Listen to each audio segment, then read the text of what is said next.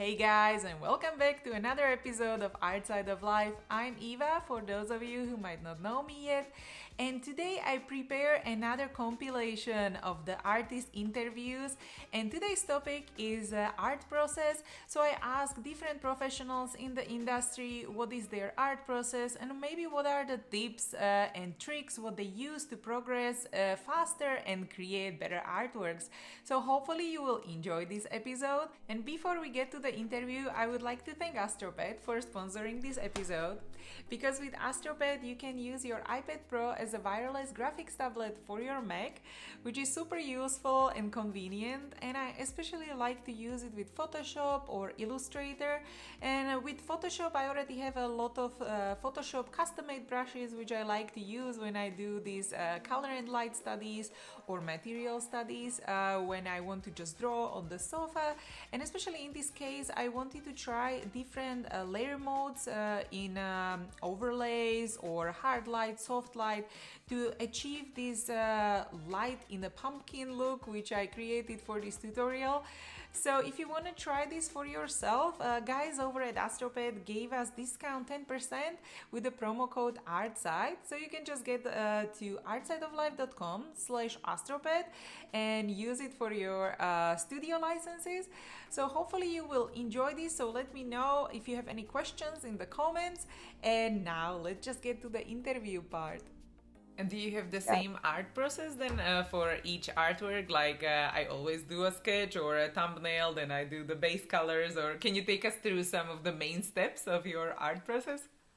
Well, it really depends. Like when I'm really comfortable with an artwork that I'm doing, like I already have a clear idea of what I want to do, I simply just start with the colors, just throw the colors in there, and then I start sculpting from that amount of stuff. But most of the time I start with a clean line work. Not really clean, but I start with a line work, and then I just add the colors in there. The sketch is not really that, like it's really rough, but it's just to get to where I want to go, pretty much, with the colors. To see the composition, right? And do that. And then afterwards you go always for a base colors, or you start like sculpting with the shapes and shadows and highlights right away? Yeah, most of the time I don't get the colors correctly. So what I try to do is I try to get the masses correct, like the anatomy, the planes of the face and things like that. And then after that I start at the same time I start to get the right colors correctly. Like sometimes I try like 100 times until I get it. And how is your art process now? If you can tell us a bit more about that, like you also sometimes go from digital to traditional, right? And if you can take us through some of your biggest steps. I started to do watercolor painting again when I was still in the studio. Maybe that was this kind of reaction at making everything digitally. I was kind of sick of Photoshop, of making things on my computer. So I started painting again, and I felt kind of refreshed. I felt that my creative process is taking a lot from this making things by hand again. So I started painting watercolors in my free time, and those projects kind of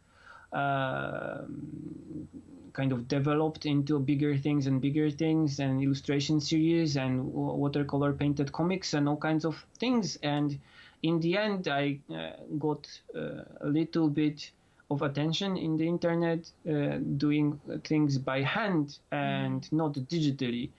And I think that I kind of mix the process a lot. I do a lot of preliminary work digitally. I do sketches in Procreate, I do sketches in Photoshop, I do sketches by hand and then color them in Procreate and test the colors in Procreate, but also do stuff like finished work in Procreate, also in Photoshop also.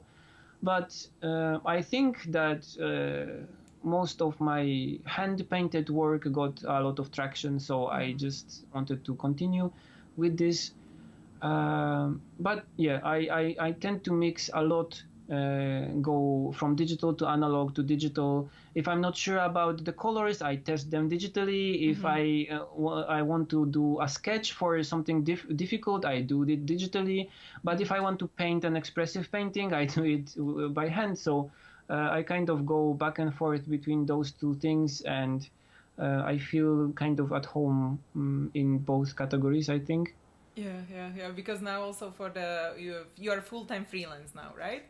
Yes. Yeah. So you kind of combine both of these techniques on your own projects as well, and so how does your artistic process look like when you're creating new art piece or even the bigger project as a book? Like, do you do a lot of story notes as of written ones, or do you do like sketches or thumbnails or color palettes, mood boards?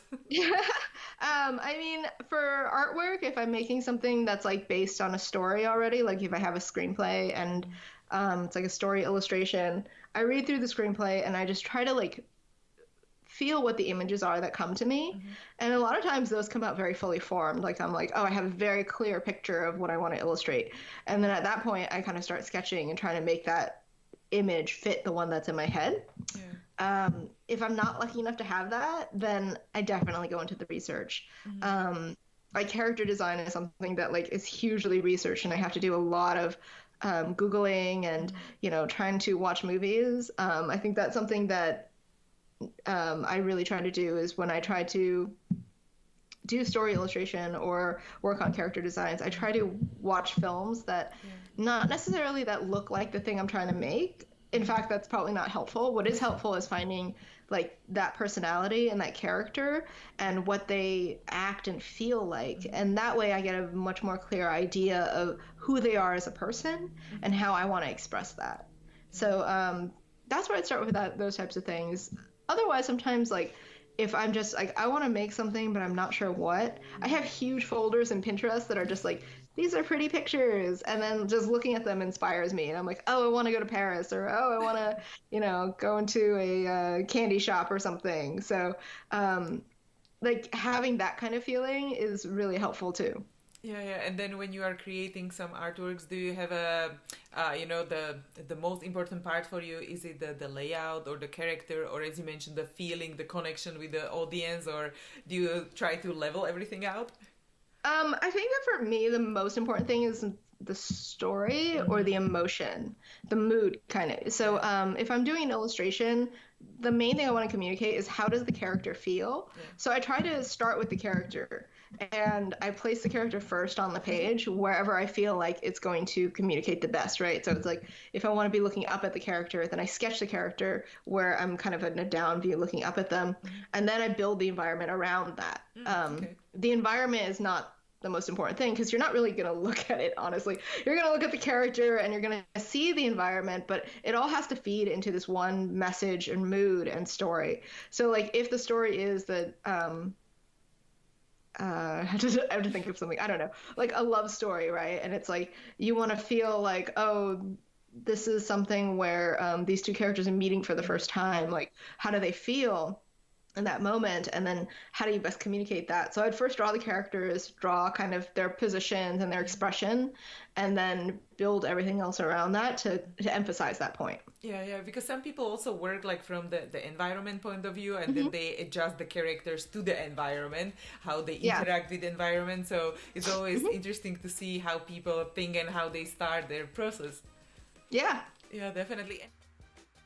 So how does your process differ from like working in a studio and when you're working on your own stuff, like do you also draw thumbnails and the same setting with different color variations and different moods?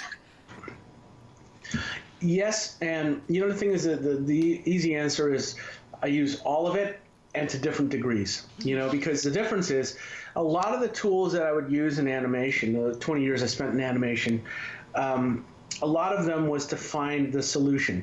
And sometimes finding the solution was finding out what the director wanted.